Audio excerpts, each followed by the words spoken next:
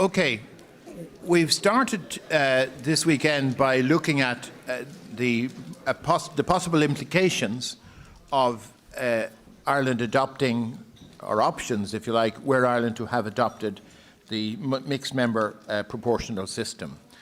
We're now going to have a debate on the question, is there anything wrong with the single transferable vote system? The system that has been in place since the foundation of the state, the system that people know, in some cases know and love, in other cases know and are critical of. And to debate this question, we have, I would say, two significant practitioners with very considerable experience, if you like, of the art of politics. Brendan Halligan was the General Secretary of the Labour Party for many years. He was elected to the Dáil in 1976. He has a wide range of engagements with politics over the years, and he was the founder and is still the chairman of the Institute of International and European Affairs, which has made such a contribution to public and political discourse in this country. Noel Whelan is a well-known current political commentator, but he has a long-term background in political engagement and is a barrister in his own right, and has been, associated with if you like, proposals for political reform for many years, but is still a very significant proponent of the current electoral system.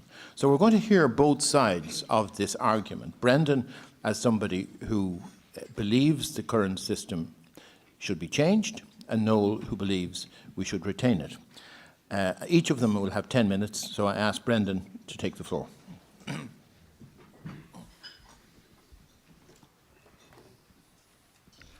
Mr. Chairman, first of all, thank you very much for the invitation to address the convention, and secondly, I want to say that it is a great honour, and particularly on such a beautiful morning. Now, the question is a very simple one. It says, is there anything wrong with the single transferable vote? Putting another way, is it fit for purpose?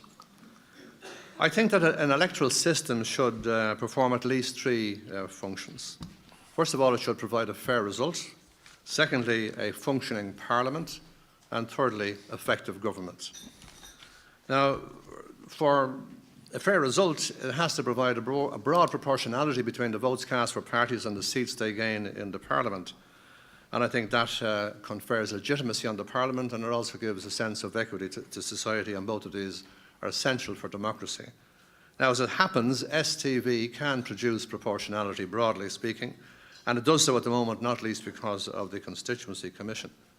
And I don't intend to deal with that point any further. Now, secondly, it must provide the parliamentarians who can make Parliament work effectively.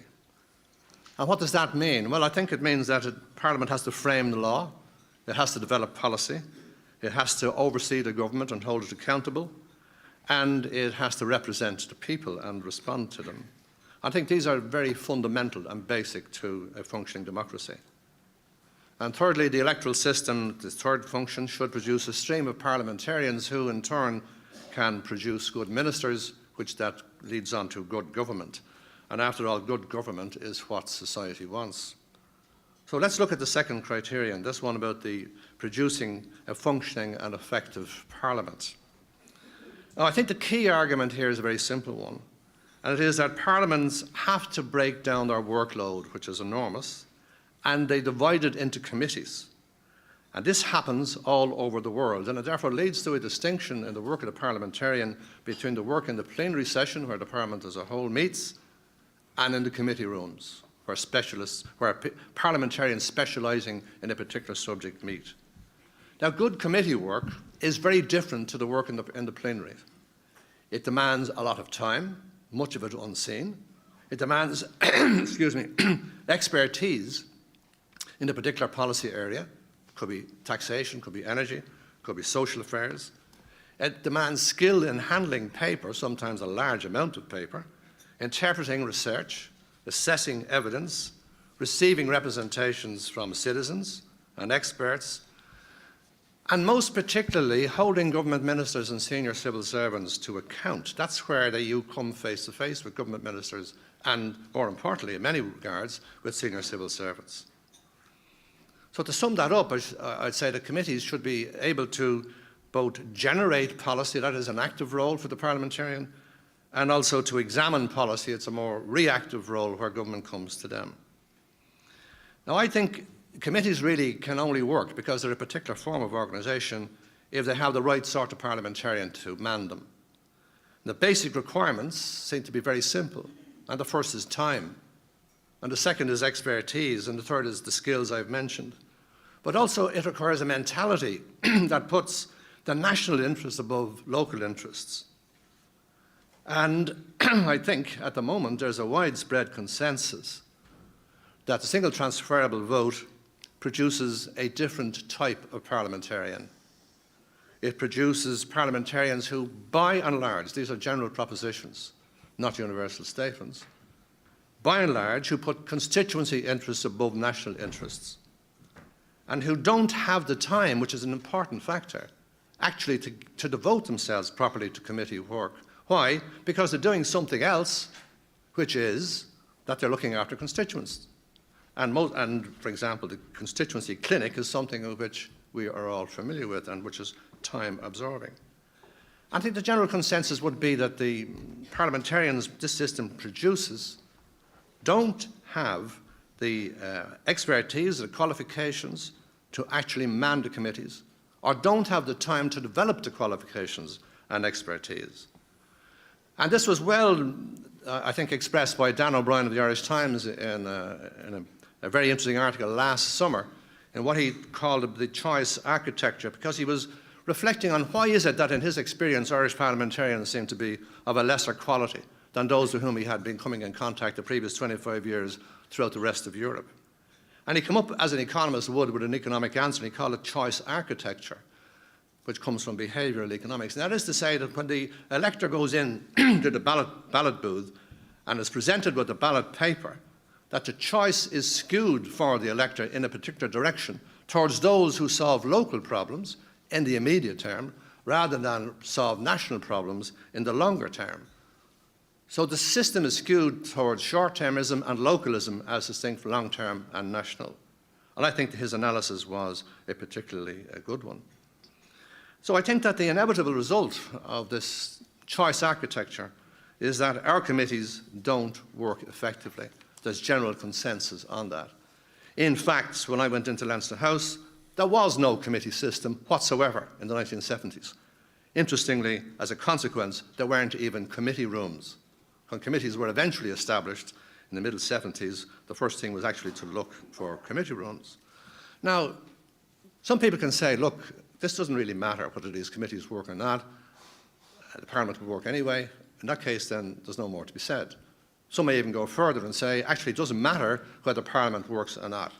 It's really all down to government, in which case, then there is no more to be said.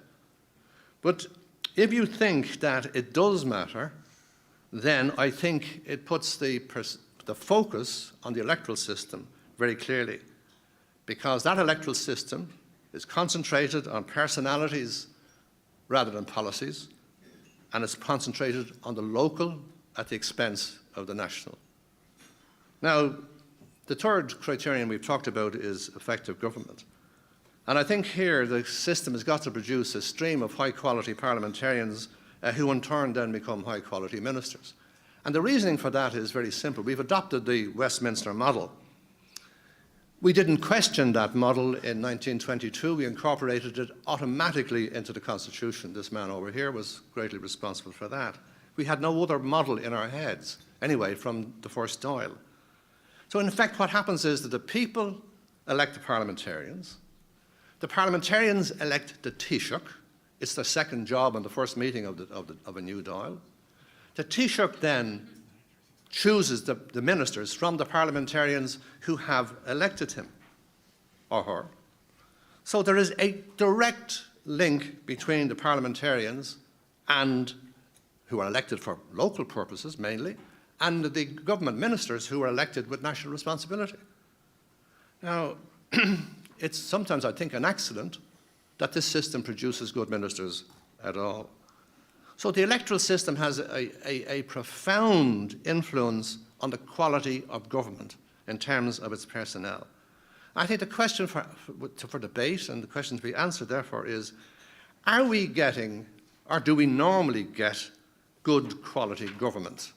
Now, if the answer is yes, we do, then there's no more to be said about the electoral system. Fine.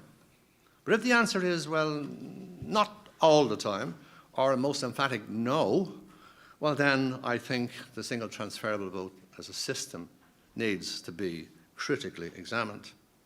Now, interestingly, this man over here, I hadn't seen his photograph before. You know, when STV was, our proportional representation was incorporated into the Free State Constitution, it was done so without any great examination. The Constitution prescribed proportional representation broadly, in broad terms, as the system of election to be employed. But neither the Dáil Éireann nor anybody else really looked into it very deeply. The reason for that is a long one, not for today, but mainly because Arthur Griffith was committed to introducing PR into the Constitution to protect the Southern Unionists, and he believed that STV and PR were the one and the same thing, which they are not. And there was very little debate on it either when Bunreacht na hÉireann, which we were discussing, was debated in Dáil Éireann in 1937. And it goes further, of course. It says not only PR, but it actually prescribes STV as the form of PR to be used. And there was very little debate on two referenda which did take place on abolishing it or retaining it. And I was involved in one of them, and I can assure you that the debate was very, very rudimentary and very fundamental. Now, the concluding point I'd make is that of the European Union at the moment, 20 of the member states use a different form of system, electoral system. In fact, they use the list system, and 3 others use a combination of list and proportionality, such as Germany. Prima facie, there's something to be said about examining a system that's not used by anybody else except that great, mighty political and economic power, Malta.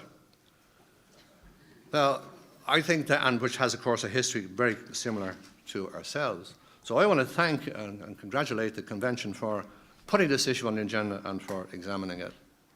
And in summing up, I'm simply saying that the electoral system should perform 3 functions, as I mentioned: proportionality, functioning parliament, effective government. It meets proportionality, fine. That's mechanical, and it's a direct mathematical relationship that can be constructed, and it works. The second one is organisational. Does it help to organise the Parliament in the way in which it would most effectively discharge its national responsibilities? The way in which you do that is through committees. That's a universal response everywhere. Does the system then produce the right parliamentarians to man the committees? Here I go back to Dan O'Brien's choice architecture. And lastly, then, we have the question of dealing with the right form of government. Does it produce governments that can effectively manage the economy, deal with social issues like childcare, old age care, global issues like global warming, European affairs like the euro crisis? And I think that for so long as we use the Westminster model, then the electoral system is key to good government.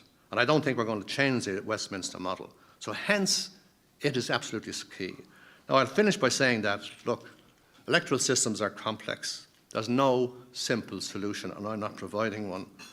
But there is general agreement on the fact that they have a powerful influence on the political system as a whole, the sort of parliament we get, the sort of government we get. And I think that nothing could be more important than looking at it in all of its aspects. The question is there something wrong with STV? You have been charged with the responsibility of making that choice, making that decision for yourselves, and I just hope I have helped you in some way in arriving at the right conclusion. Thank you.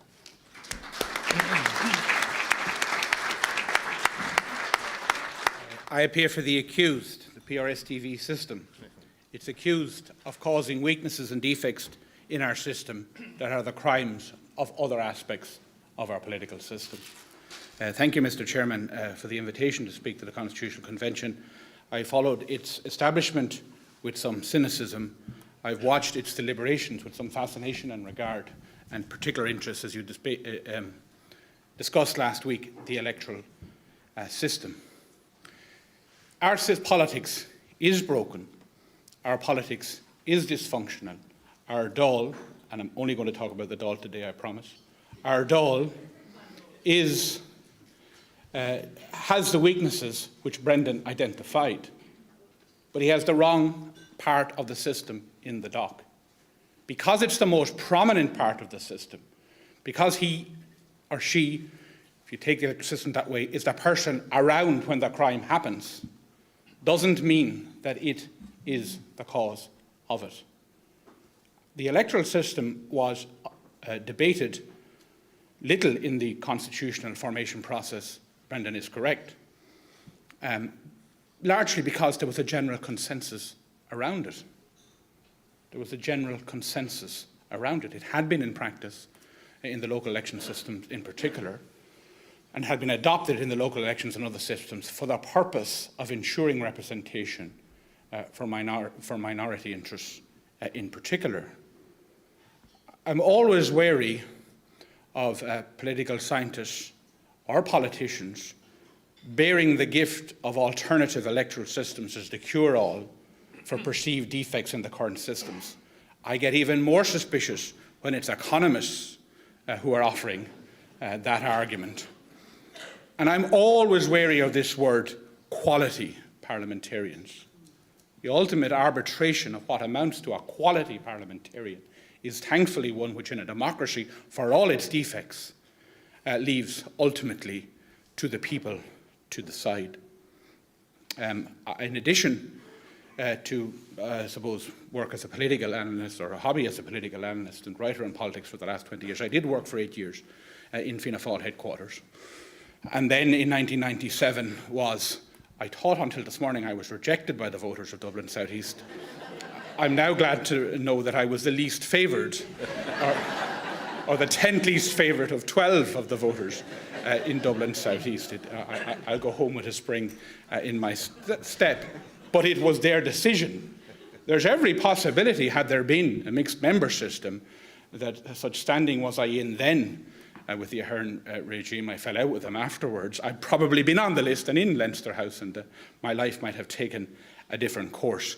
But that brings me to a point, that you're not being asked here whether PRS TV is good or bad. You've now moved to a second stage of deliberations, which is to consider in more detail the mixed member list system and whether it would be better.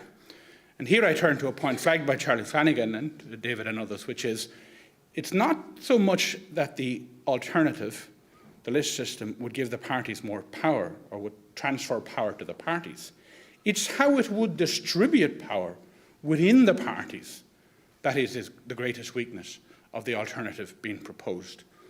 I suspect that in Charlie's Haughey's time, if we take a historical example, George Colley would have been on the Fianna Fáil list, but probably at a number 167. The party leader will, of course, set up a McSharry committee or some formalised process by which the order of the list would be picked, some veneer of internal party democracy, but ultimately he or she would exercise all of the political influence to get the result they want in terms of who is ordered on the list. And that matters not only because it shapes who gets elected from the party, but how they behave once elected by the party. Very few politicians worry about how they got elected the last time. They worry about how they're going to get elected the next time. And whether you're Peter Matthews, agree with him or don't agree with him or not, or Lucinda Creighton on more prominent issues, agree with her or not, the power of the party leader to decide not only whether you hold office and all that patronage or privilege, whether you progress within your party, but actually whether you're on the list and where you're on the list in the next election would be a significant additional patronage, power and control, which would be giving party leaderships over their parliamentary party members in a list system. Now listen, I was involved in it myself. Party leaderships and headquarters can seek to massage, even in the current system, what candidate comes out of convention. but there's no guarantees on it. And I've sat in Mount Street many nights when word came back from conventions that they had picked what we regarded as the electoral dud, or the contrarian within the party, who the electorate then decided, although he was the third, or he or she was the third party candidate selected in the multi-seat constituency, that that's the one they got to choose and they wanted. Or our current system allows, where not selected by the party by reason of opposition from headquarters or leadership or otherwise, they can get elected as an independent. The ultimate decision on that, ladies and gentlemen, is left to the electorate itself. It's not only the power balance shift that would happen towards the parties, but it's the power balance within the parties. There is a move, thankfully there is a move, not least in Fianna Fáil because they got badly damaged on the last occasion. There is a move for one member, one vote conventions to have real power in the selection of political parties. To change the system to the list system would reverse that trend towards giving a headquarters, whatever its shape or form, and headquarters ultimately is the implementator of the wishes of the party leadership. The second thing I think it's need to be important of that, there is always a view in academic, although I have to say in fairness to the academics you're fortunate enough to have in this weekend and last weekend, they've been fairly blunt and straight about the complications that go with any switch to an alternative system. But there's always this view that if you change the architecture, the choice architecture is a new phrase for it, but if you change the constitutional architecture, you somehow solve the problems. That is not the situation. The Irish like to talk to somebody they know, whether it's going to get advice on buying a car or dealing with some other problem that arises in them. I resist the contention that localism or clientelism or constituency service is of itself a bad thing. It does, as has been indicated, keep the politicians grounded in the realities of everyday life. It covers breaches in the massive defects in our public service delivery system. They should be cured, but the reality is there will always be defects. The problem in our system isn't the constituency service and localism, it's the extent of it. It needs to be contained. It's the intensity of it that is part of the problem. And I'm not convinced that would change if the system switched to multi-member. Let me illustrate by example. There's a working presumption, perhaps, that you would break the TDs, and if we take Michael Gallagher's example, you'd have 79 TDs who were constituency TDs, and you'd have 79 TDs who were national TDs. In reality, in the Irish system, you would not. Because the national TDs, or the TDs elected off the national list, would still be shadowing a particular geographic constituency, because that's their only way of ensuring that they themselves have some prospect of getting elected the next time if their party's national vote falls. Charlie Flanagan, I'll pick on him because he identified himself earlier, would probably have lost out to Sean Fleming in a single-seat constituency under multiple list system in 2007. He'd have hockeyed Sean Fleming for the same seat in 2011. But for the time in between, Charlie Flanagan, even if elected on the national list, depending on how high up it he was, whether he was or was not in favour with Enda Kenny at the time, would have spent the 5 years in between shadowing Laois, working Laois and servicing Laois as the best way of making sure that he had his own independent power base from the geographic constituency if the party's vote shaped otherwise. The other illustration, and again just because she's in my eye line, is Maureen O'Sullivan. The problem under the list system is that unless the independence power base is concentrated in a tight geographic area, they have very great difficulties in emerging at all within the alternative system, ladies and gentlemen. Our politicians should be better at committee work, and would be better at committee work if they felt it had any real impact. It does have real impact, but the problem is they engage so much in localised political activity because it's more rewarding, because they can have an impact on individual lives, on individual community projects, on individual industrial developments, whereas they find themselves banging their heads and almost being vote fodder on the big national questions because of the centralisation of power within the cabinet, within our Dáil, and the hold which the cabinet has on our system. Of course, lawyers are always conservative, constitutional lawyers in particular, are always conservative about the notions of tinkering with the Constitution. And if you're persuaded that the alternative is better, then please follow your instincts in that regard. But my contention is that the cure being advanced is for a disease not caused by PRSTV, and the cure being advanced has side effects that would only make the complications and the stresses and the body politic worse. Okay.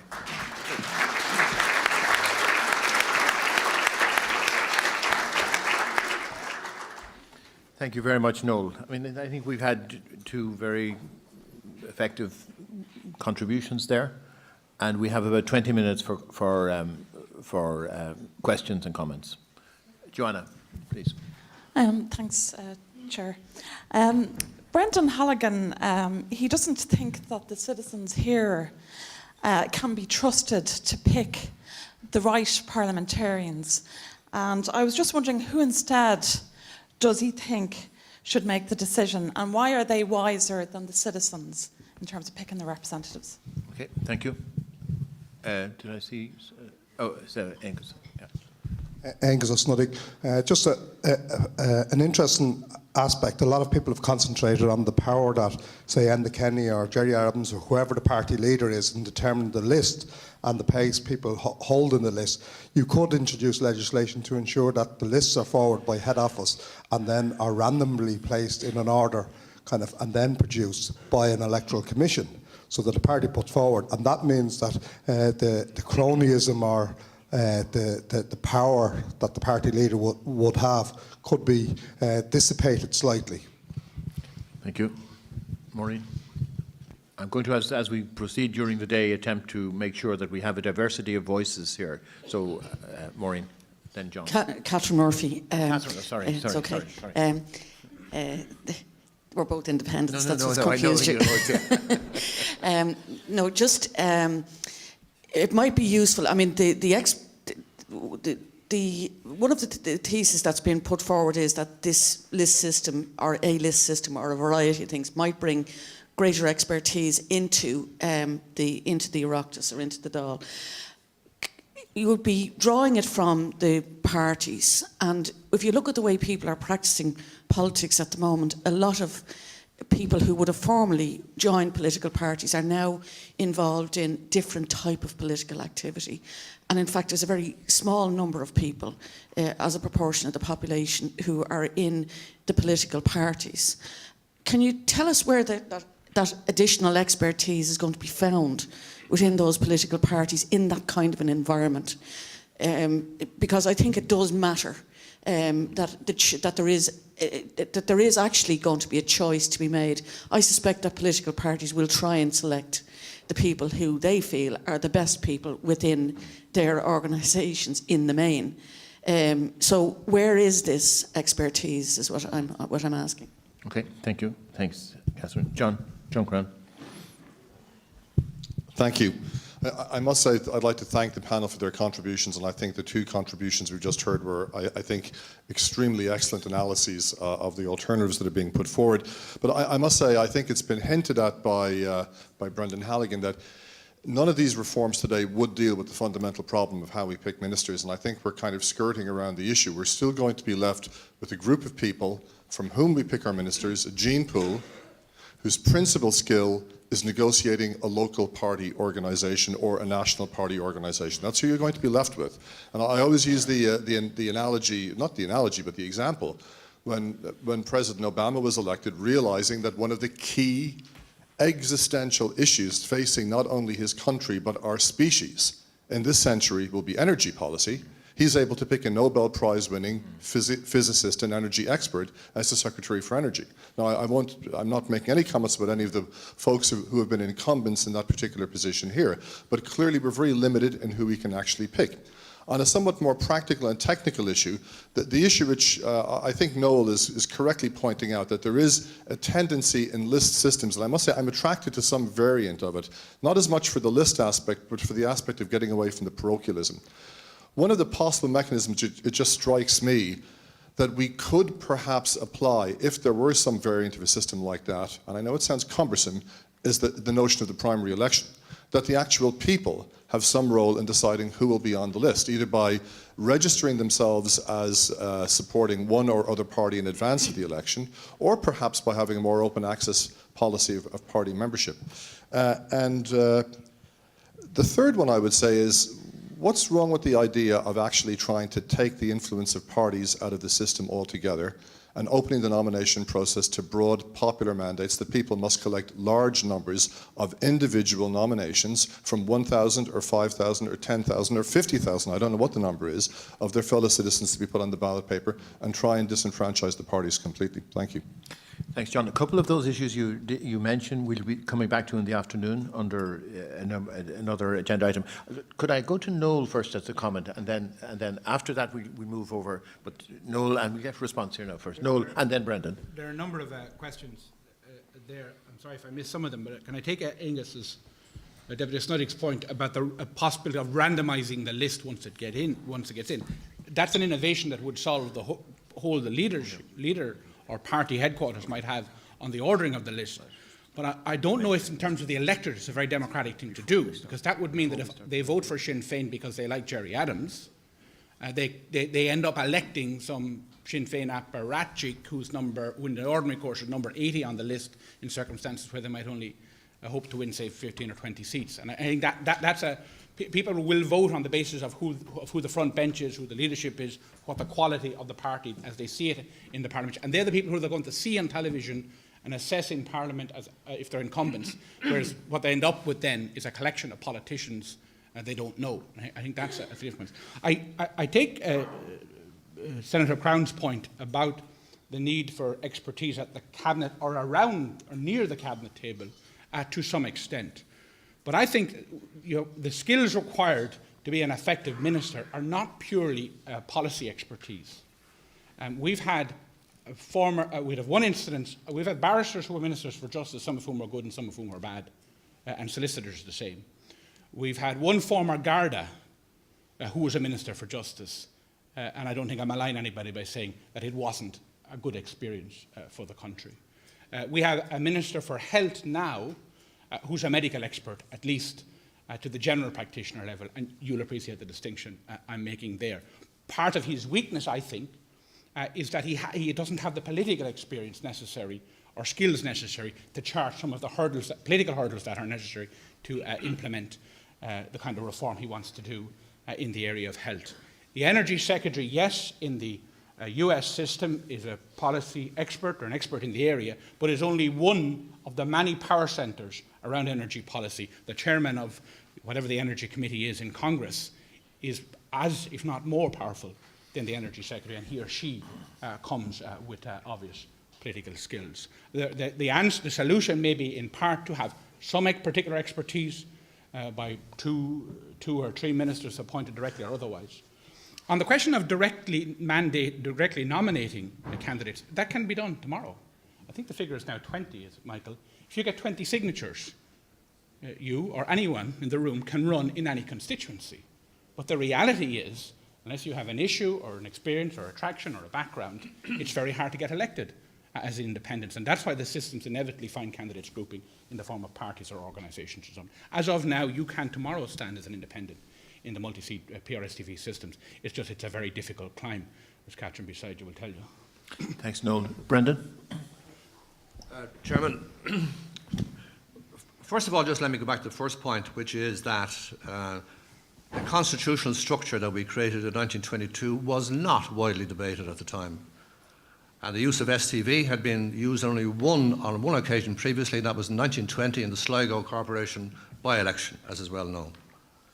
And there were very stringent critics of the whole system at the time, not least Meredith and John Cummins, both of whom I've written about before and, of course, were very little listened to.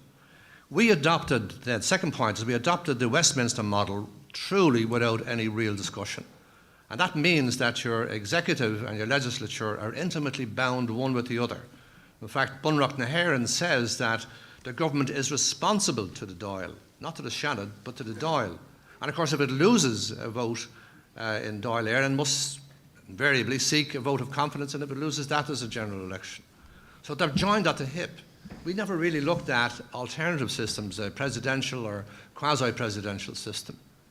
And to claim otherwise, I think, is misrepresenting our history, which is a very particular one. I just want to make one point, as gently as I may, to Noel. I think that the experience of Fianna Fáil under Charles Haughey is so extreme that it cannot be used, in my view, as a general basis for arguing about anything. Now, regards distribution of power, I was a General Secretary. I tried to use the power to ensure who were the party officers, who were going to be candidates. Of course I did all that. I was also a candidate and went before selection conferences. And in one case, when we were choosing substitute MEPs for Dublin, I went before the whole Dublin party membership and opposed my party leadership at the time and was elected to be the candidate and the substitute. So in a sense, Joanna's question, John Tuffy's question is the key one. Who chooses the candidates? And I think it would be very helpful if we actually looked at how things happen on the ground rather than how we think they happen. In reality, candidates who go on the ballot list on the ballot table for a party are chosen by delegates or to a selection conference or by all the members in that constituency coming together, as now happens in the Labour Party. That's who chooses the candidates. Of course, the leadership can try and control, but very frequently there's a limit on what can be done locally. I've done it and tried it and failed. Lastly, just want to say that the very important question was brought up as to how do you get involved people into politics, and that's a different issue altogether, for which I don't have an answer. John Crown, finally, I should say, raised a very important question which I think is critical to the list system. He raised a question of the role of parties, the efficacies of parties. That's a very long question, a very deep question. I would simply posit this. I do not believe that parliamentary democracy would work without parties, which are themselves highly organised internally for debate. I just offer you the most successful democracy in Europe at the moment, politically and economically. You will find either in the Germanic-speaking peoples of Germany and Austria or in Scandinavia. And in both systems, the party is utterly and absolutely fundamental, and they both will use a form of list system. Okay, thank you. I want to go to two, firstly Yvonne and then Francis, and then Hattie, do you want to? Yeah. And Robert, sorry, yeah. Thank you. Yeah. My name is Yvonne Carney, and I would like to say the list I don't think is ever going to work in this country for the simple reason there's only 18 women sitting in the Dáil, and they're not going to put those forward. The other thing I'd like to say is all these promises that were made to people before the election, not one of them has carried through. They've gone the opposite to everything. And they should sign a contract with all their promises and get thrown out if they don't carry them through. I mean, it's just ridiculous. They get people to vote for them and then renege on it. When Charlie was mentioned, now we all knew what Charlie was like, but he looked after people, young, old, unemployed, whatever.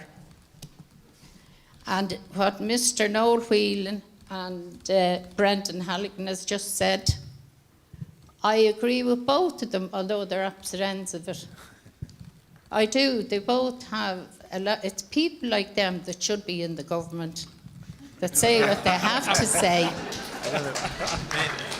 Yeah, either by the list or the constituency basis, Yvonne.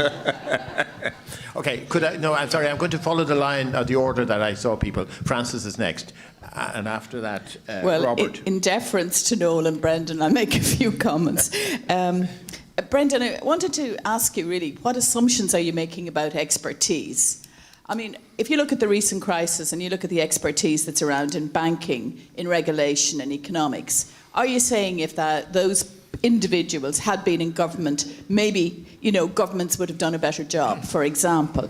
And the point I want to make is this, that I think the whole question of expertise, I think very often you have quite elitist and possibly incorrect assumptions underlying it in terms of experts being involved in politics. But the point I'd want to make is that the access to expertise is critical.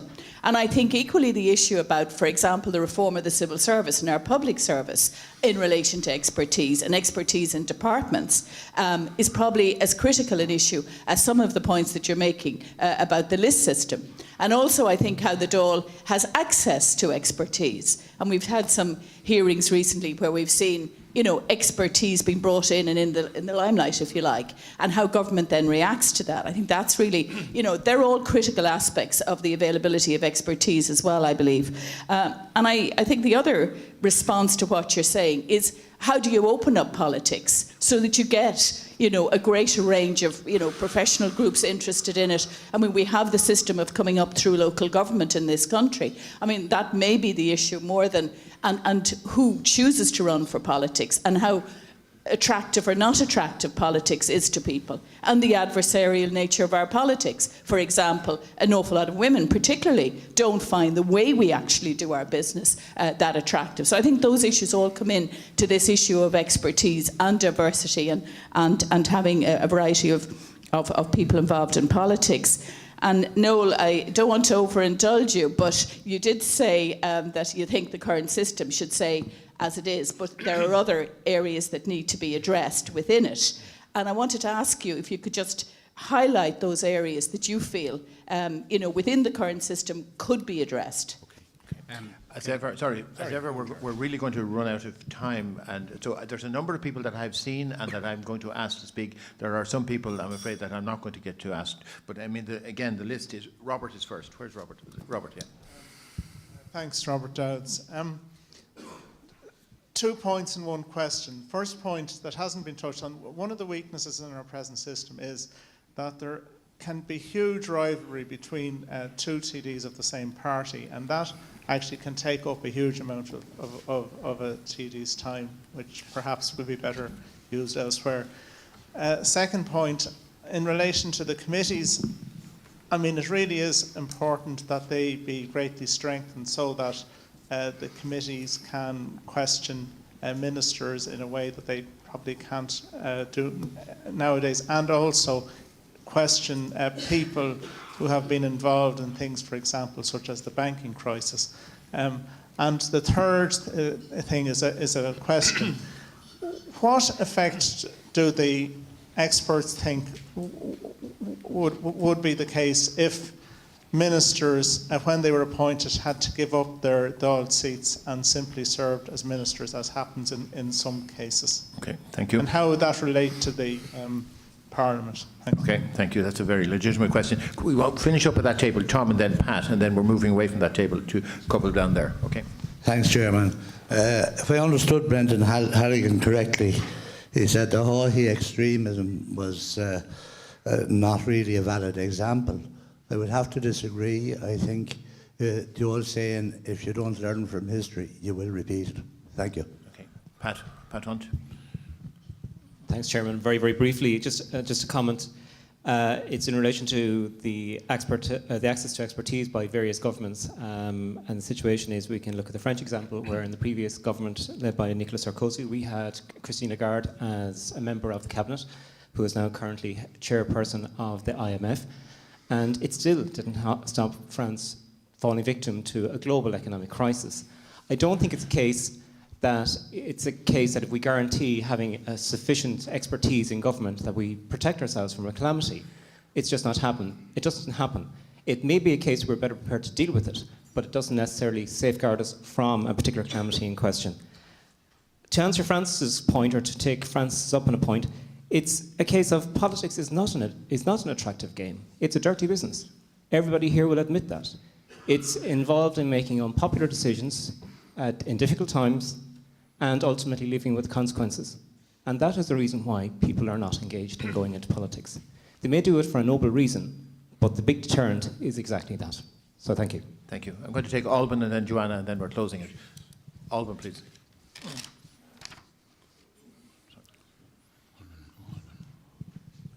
Thanks very much, Chairperson. Two very powerful submissions to the convention. But I just want to make one general observation. It seems to me that localism is a universal phenomenon in politics. I mean, the famous remark of Tip O'Neill, all politics is local. And I think we should remind ourselves of that. So we're not dealing with something that is particularly unique or special to Ireland. So I just want to make that point. The other point is this.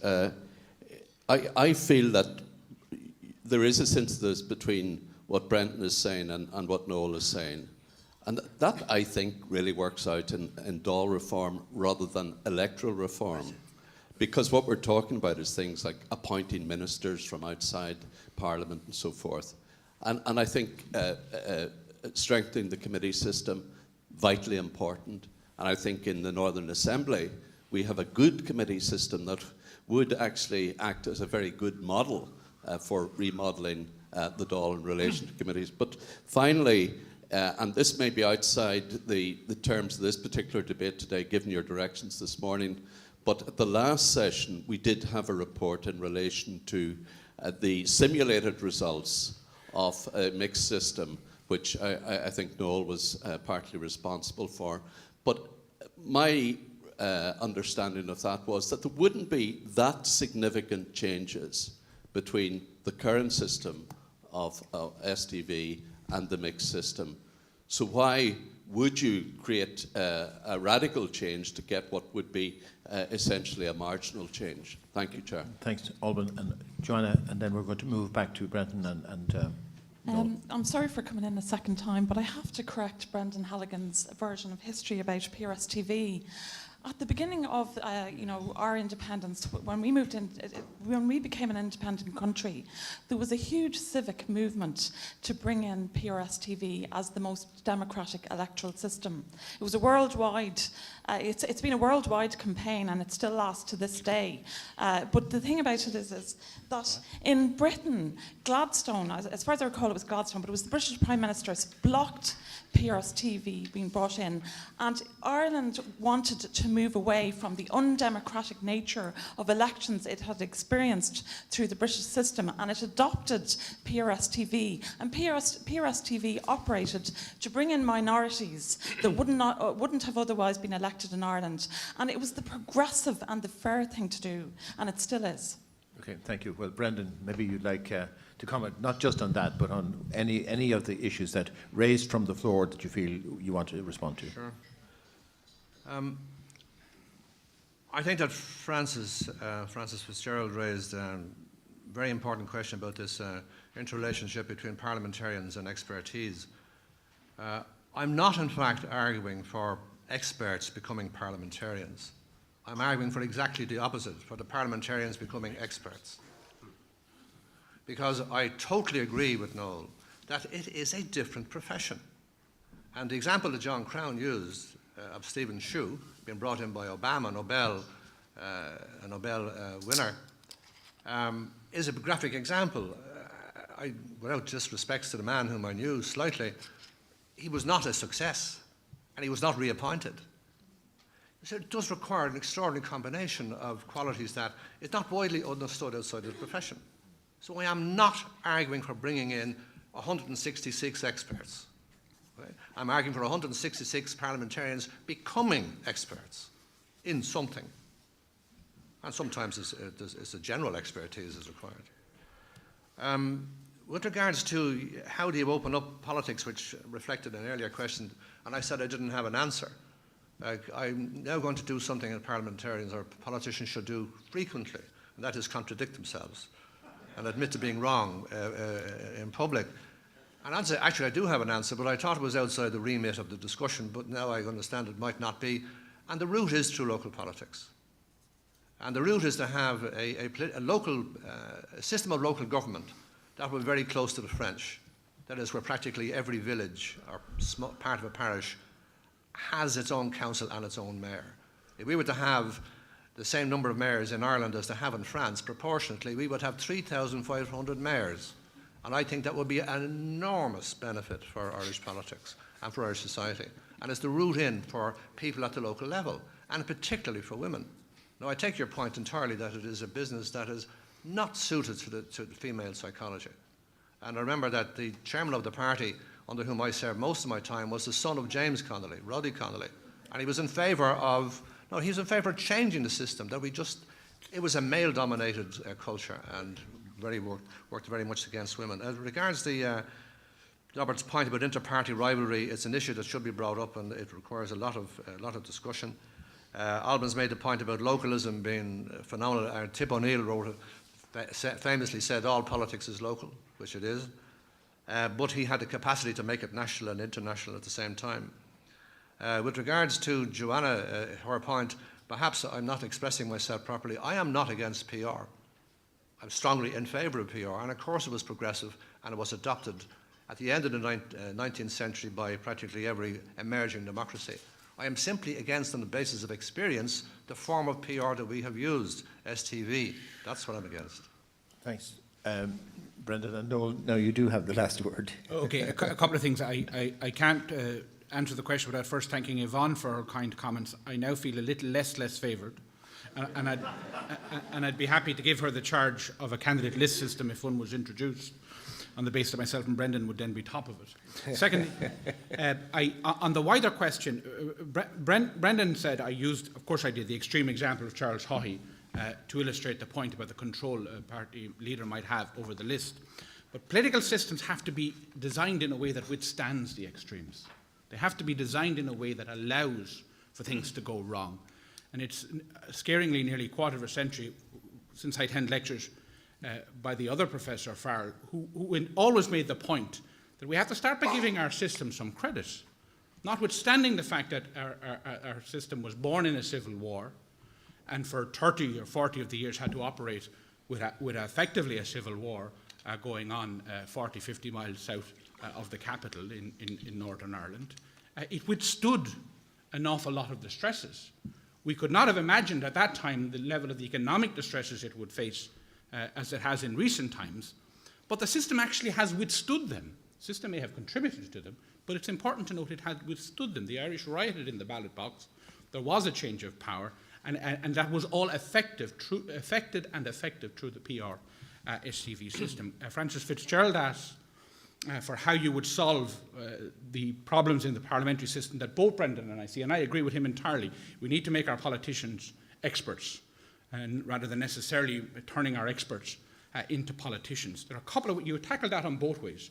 On the localism and clientelist side, you make it unnecessary for TDs to get involved in representations by improving public sector delivery, by improving transparency, and there are fantastic possibilities there because of the advance of technology and internet. You make it unnecessary.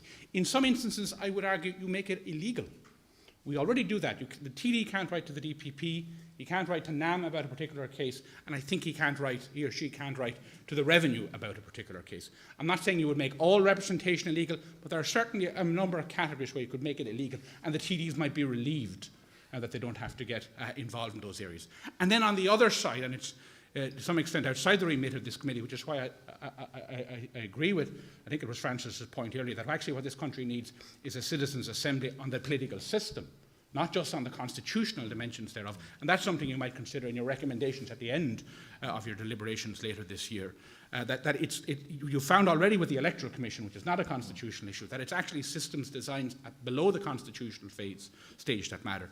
And there, committee systems, the way in which committee chairs are elected, the services and support and expertise available as backup to TDs. I have some confidence, and disagree with Brendan to this extent, I have some confidence that the deputies now are more disposed towards playing an expert role on committees and specialising in certain areas, in part because the general level of their education, like that of the population, has risen dramatically. And there's a very interesting crop of young and not so young newer politicians who I think are making a significant impact day in, day out in the Dáil and in other house.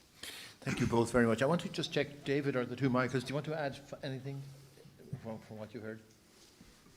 No? Just, Michael? Just two points I thought that came up. Microphone, Michael. Almost every country in the European Union operates proportional representation with some kind of list. That's true. But at least in a majority of them, the voters choose who gets elected from the list. That's essentially what happens here. So the rest of Europe and us may not be quite so different as appears. Secondly, primaries. That was the great solution introduced in America to break down parties, a populist movement against parties, to have primaries so that people in smoke-filled rooms didn't pick the candidates. We effectively have primaries, but we we do it cheaply. We do it all on the same day. We don't have to have a primary election and another election. The choice of candidates within a party that the public makes on election day is effectively the primary and the election at the same time. Can I just add that answers in part Deputy Dowd's question about internal party competition, that's one advantage of going the other way, but it's the internal party competition that gives the choice Michael Marsh talks about. Okay. I just want to thank everybody for, I think it's been both a civilised and a stimulating discussion, and thank you both very much, in particular Noel and Brendan. Okay, just before we...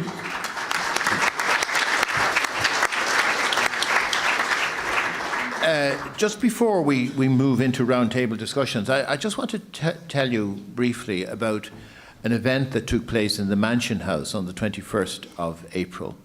It was a mini convention, a mini constitutional convention, organised by Youth Work Ireland. And 66 young people came together, and rather than taking a year, as we are doing, to discuss our 8 or 9 issues, they did it in a day. And it was Art and myself were there, it was the most stimulating and encouraging event. It just showed the interest of at least a certain number of young people in current affairs and in politics. And we have 3 of those people here today to observe how we're conducting the convention. And they are Robert O'Driscoll, Erin Bright. I'm sorry, I can't read my own writing. Erin Brightwood and Joanna Sierwersky, and they're at the back, so would you mind standing up and just introduce?